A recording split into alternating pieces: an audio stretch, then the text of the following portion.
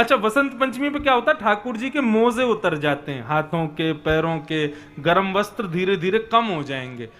तो इतना अच्छा भाव कहा, बोले कि जब इनके मोजे उतारेंगे, इनके गर्म कपड़े उतारेंगे, इनको जब ठंड लगेगी तभी तो ये ऋतु बदलेंगे, तभी तो ये मौसम बदलेंगे। अब इनको मोजा पहना के रखेंगे, कंबल पहना के रखेंगे, आगे अंगीठी रखते रहेंगे, सिगड़ी जलाते रहेंगे, तो इनको तो ये लगेगा आनंद आ रहा है, बढ़िया सर्दी चलने दो। जब इनके कपड़े उतारेंगे, मोजे उतारेंगे, सिगड़ी हटाएंगे, जब इनको ब्यार लगेगी, ठंड लगेगी, तभी ये आकाश में, हाँ भाई मौसम बदलो, अब हमको सर्दी लग रही है, मोजे वोजे सब उतर गए हमारे, तभी तो मौसम ऋतु बदलेगी। मैंने कहा आपका भाव अद्भुत है भैया।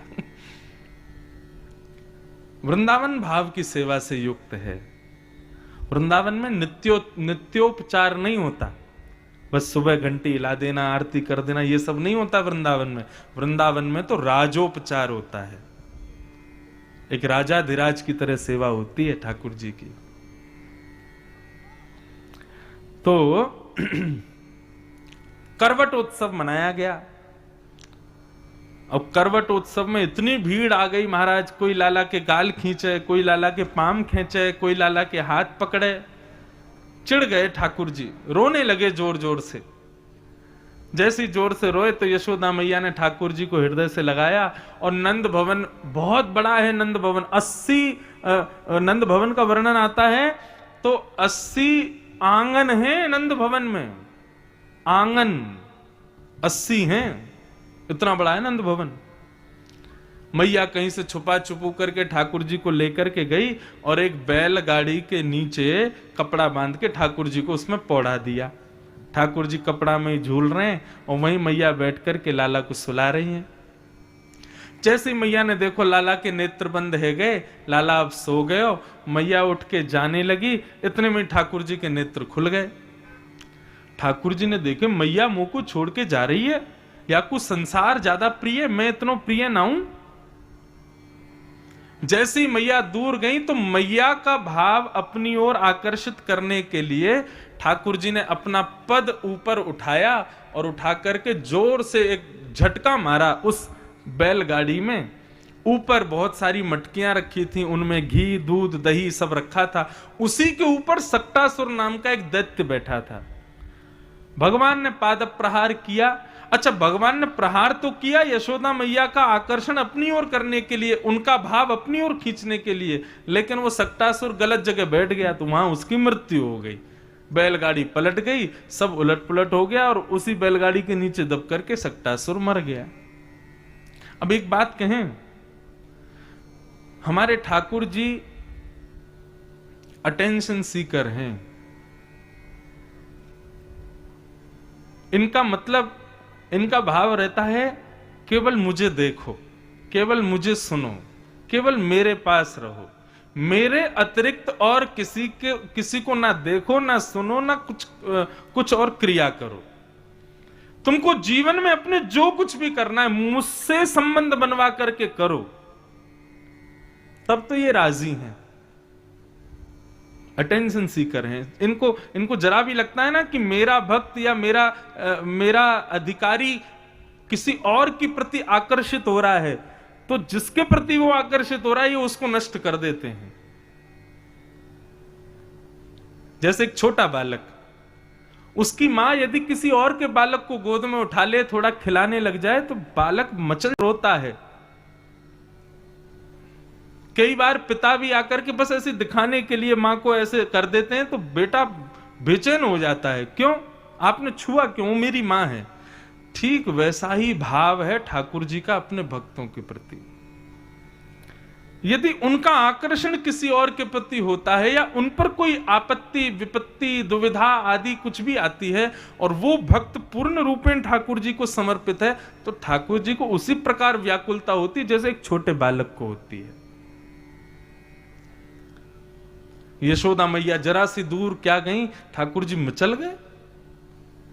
बैलगाड़ी घेर दी, मैया ने पीछे मुड़कर के देखा तो सारी मटकियां फूटी पड़ी हैं, सक्टासुर मरा पड़ा है, बैलगाड़ी उल्टी पड़ी है और दही दूध घी में लते पते छोटे से नन्हे से ठाकुर जी वहीं करवट ले रहे हैं।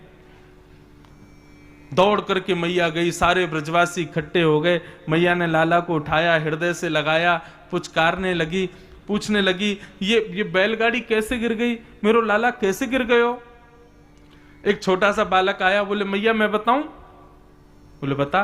बोले मैं पल्लंकू खेल रहे हो तो वहां से मैंने देखी। कहा देखी लाला?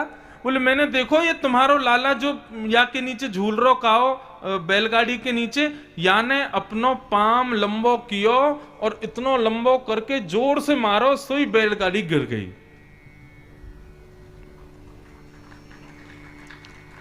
मैया ने कही चल झूठे बात बनावे, नेक सो मेरो लाला नेक नेक से या के पाम और यो कह रहा यो लंबे करके और जो है का या ने बैलगाड़ी गिर दी। झूठ बोला मोते? बोले मैया तेरी सौगंध खा के कह रहा हूं, मैं झूठ ना बोल रहा हूं, मैंने देखो तेरे लाला ने इतना लंबो पाम करके उड़ा दी बैलगाड़ी। मैया ने दो धरे बाबे भंग तेरी मैया की उम्र क्यों मुझे मजाक करे? अरे मैया मजाक नहीं कर रहा हूं, सही में तेरे लाला ने बैलगाड़ी गिरी।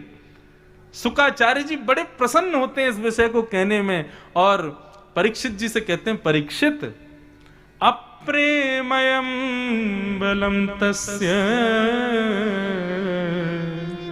बालकस्य न ते विदु। ठाकुर जी को ब्रज क्यों प्रिय है? क्योंकि यहां पर ठाकुर जी की प्रभुता को स्वीकार नहीं किया जाता, भगवान के प्रभुत्व को भी यहां पर नजरअंदाज कर दिया जाता है, इसलिए ठाकुर जी को वो प्रिय है। बोले बालक सच ही बोल रहा है, बालक सच बोल रहे हैं, लेकिन मां का जो ममत्व है ना ठाकुर जी के प्रति, वो स्वीकार नहीं कर रहा कि मेरा बेटा ऐसा कर सकता है। परीक्षित भगवान को ब्रज इसलिए प्रिय है क्योंकि यहां पर प्रभुता स्वीकार नहीं। बंधुओं प्रेम क्या है? प्रेम में प्रेमी के अद्भुतताओं को स्वीकार नहीं किया जाता है, क्योंकि प्रभुता और अद्भुतता जो है ये मानव निर्माण करता है, होती नहीं उसके पास। और जिसका निर्माण किया गया, सृजन किया गया, जिसको बनाया गया है, वो प्रेम में स्वीकार्य नहीं होता। प्रेम में तो वास्तविकता स्वीकार होती है। जिस प्रेम में उसकी प्रभुता की वजह से आकर्षण है, वो प्रेम प्रेम नहीं है, वो प्रेम उचित नहीं है। जहां पर प्रेमी के धन को देख करके, प्रेमी के रूप को देख करके, प्रेमी के वैभव को देख करके आकर्षण हो जाए, वो प्रेम प्रेम थोड़ी है। प्रेम में प्रभुता नहीं, प्रेम में स्वभाव स्वीकार्य होता है। और ब्रजवासियों से इसीलिए ठाकुर जी को प्रेम है क्योंकि द्वारिकावासी द्वारिकाधीश को भजते हैं, जो शंख चक्र गदा पद्मधारी मतलब प्रभु हैं। मथुरा वाले मथुराधीश को भजते हैं, जो साक्षात देवकी नंदन है, साक्षात वसुदेव नंदन है, जिन्होंने जन्म नहीं लिया है, जो एक तेज के माध्यम से पधारे, मतलब भगवान के रूप में। लेकिन ब्रजवासी, ब्रज में द्वारिकाधीश बोलने अपराध है, ब्रज में मथुराधीश बोलना अपराध है। ब्रज में गोपाल, कन्हैया, कान्हा, नंद नंदन, यशोदा नंदन, गोपी जन चंदन, ये सब कौन है? जहां पर प्रभुताएं नष्ट हो जाती हैं, जहां सामान्य ठाकुर जी हैं। इसलिए ब्रज ठाकुर जी को अति प्रिय है, क्योंकि ब्रजवासी स्वच्छंद प्रेम करते हैं ठाकुर जी से।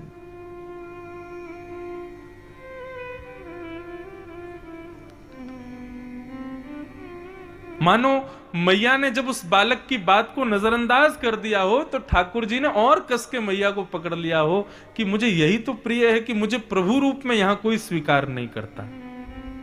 आज आप सुनेंगे, इतना बड़ा गिरिराज पर्वत अपनी कन्नी उंगली पर उठा लिया, लेकिन ब्रजवासी तब भी ठाकुर जी से क्या कह रहे? लाला तू अपनी उंगली नीचे कर ले। भगवान बोले उंगली नीचे कर ली, गिरिराज जी नीचे आ जाएंगे। अरे तू ना पता, तेरी उंगली पे थोड़ी टिक रहे, हमने डंडा लगा रखे, इन पे गिरिराज जी टिक रहे हैं। भगवान बोले कहां मर जाएं हम, इनको अब भी ये स्वीकार नहीं है कि मैं भगवान हूं, इनको अब भी ये स्वीकार नहीं है कि मैं साक्षात परमात्मा हूं। भगवान ने जैसी उंगली नीचे करी तो गिरिराज जी नीचे आ गए, सबके डंडे टूट गए, लट्ठे टूट गए। अरे लाला संभाल संभाल संभाल। ठाकुर जी ने फिर से कन्नी उंगली लगाई। भगवान बोले अब तो इनको स्वीकार करना पड़ेगा कि मैं भगवान हूं। ब्रजवासी बोले, लाला तेरी उंगली में इतनी शक्ति कहां से आई? तैने इतना बड़ो गिरिराज पर्वत कौन सा उठा लियो, कैसे उठा लियो?